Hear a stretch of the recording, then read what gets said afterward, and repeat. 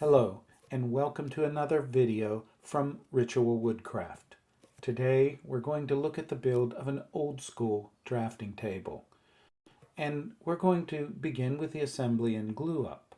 And if you pay close attention, you will get many of the details you'll need if you'd like to build your own drafting table. The top is composed of 63 different pieces of Douglas fir, all glued together to be true and flat, and I'll admit this was a major project in and of itself, but with time and patience you can do it.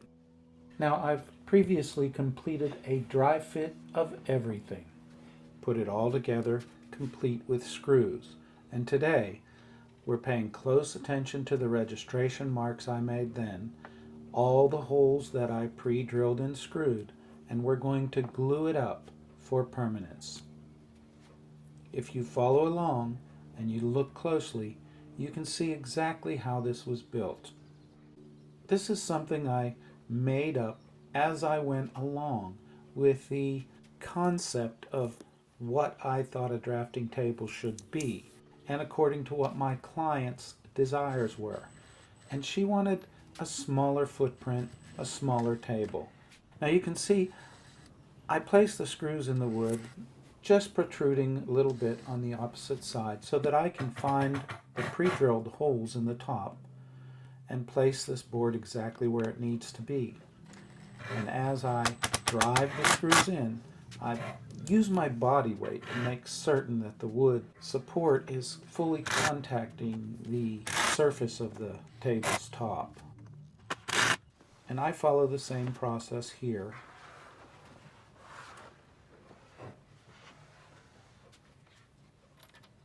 Carefully inserting the screws and turning them slowly till they just protrude.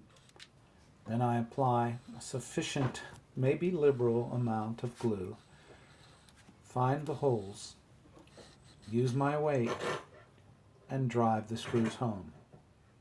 This ensures a good seal with the tabletop, and these sturdy pieces of white oak will keep this tabletop flat.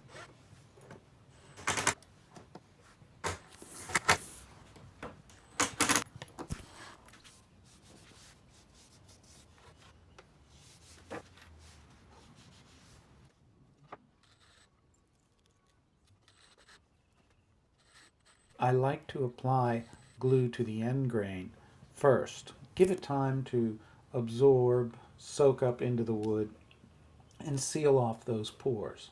And then, as I'm ready to join the pieces to the end grain, I apply more glue.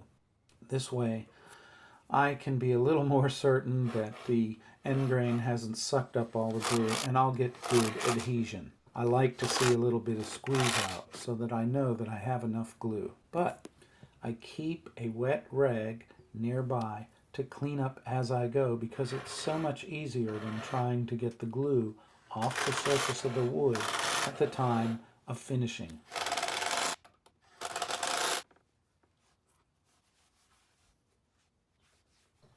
Let's begin here now with the feet. You can see I've cut mortise and tenon joints, and I've marked which side is which because hand-cut joints are never exactly the same.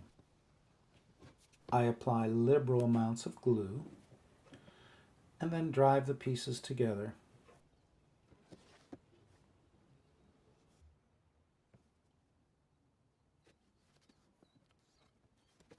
I'm using a mallet that won't mar the surface of the wood. And you can see I've pre-drilled holes to act as pins to hold the tenon tight inside the mortise while the glue dries.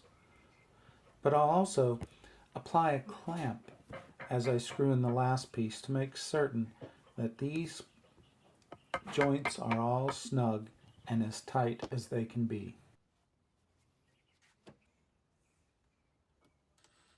This pipe clamp does the job just right.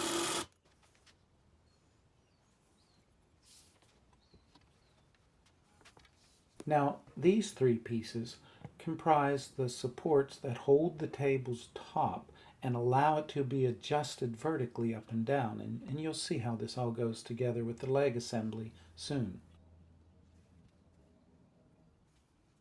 And again, these are mortise and tenon joints that will be secured by a screw through a pre-drilled and countersunk hole.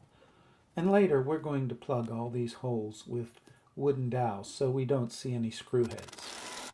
But this will hold everything nice and snug while the glue dries, and I won't have to keep everything in clamps. This way I can work a lot faster. Now perhaps you can see in this chunky piece that attaches to the bottom part of the leg assembly how the side pieces will slide up and down, and I'll be able to lock them in place through these several adjustment holes that I've made every 2 inches. So these pieces are carefully cut so that they'll fit tight and nice and strong and secure, and I'm going to glue it all together and use these countersunk screws, everything pre-drilled so I won't be splitting any wood, to hold everything together while the glue dries. I use ample amounts of Titebond 3 and then keep a rag with me to clean up as I go. Now you can see here that I've cut these slots so that the footrest will slide right in. It'll serve a dual purpose. Certainly it will act as the footrest when you sit at a stool at this table, but it also helps to secure the parallel nature of these 2 pieces of wood and keep everything true and square. This will not be the only stretcher between these 2 pieces of wood, but it is an integral part.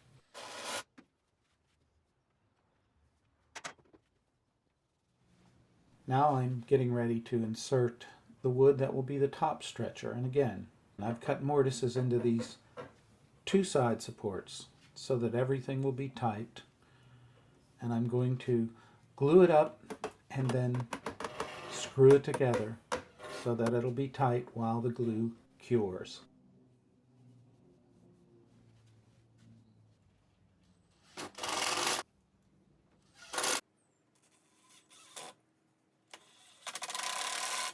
I'm checking for square, of course, now because it's too late after the glue dries. Now here's the 3 pieces that will support the top, and you can see how they fit into these legs and slide up and down very nicely. I'm applying some carriage bolts. I'm going to raise this up and insert these bolts through. And I'm just using some simple knobs that I got from Rockler that will fit on these 5/16 inch bolts and keep everything nice and tight once it's adjusted where the user wants it.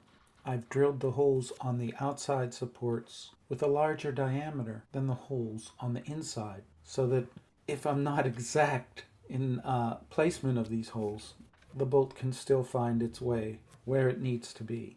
Now I'll lift the entire assembly off the table and place it where I can attach the top. It's a little awkward, but if I center the top and place it where it will be attached with the through bolts, I can balance it there while I take the time to insert the bolts.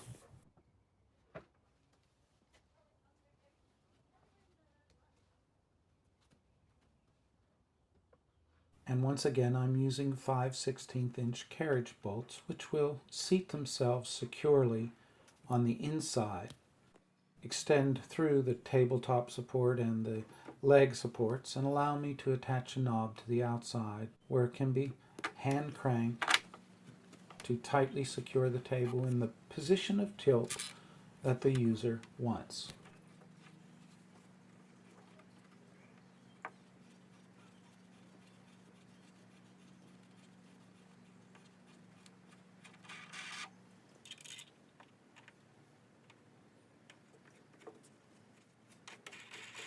Basically, this is it. Before we do the finish and before I plug all the screw holes. But here you see, it's a fine old school drafting table. Thank you for watching. And I'm going to have a gallery of some images now so that you can see more of the detail of how it was constructed, and you might consider some of these ideas if you're going to make your own.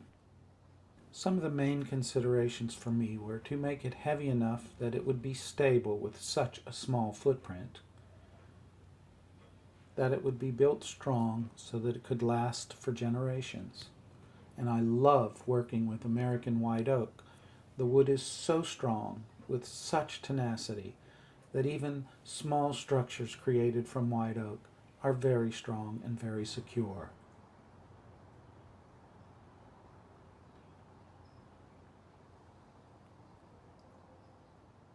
Thank you for watching, and I hope you enjoyed the video. If you did, please consider subscribing and maybe even give us a thumbs up.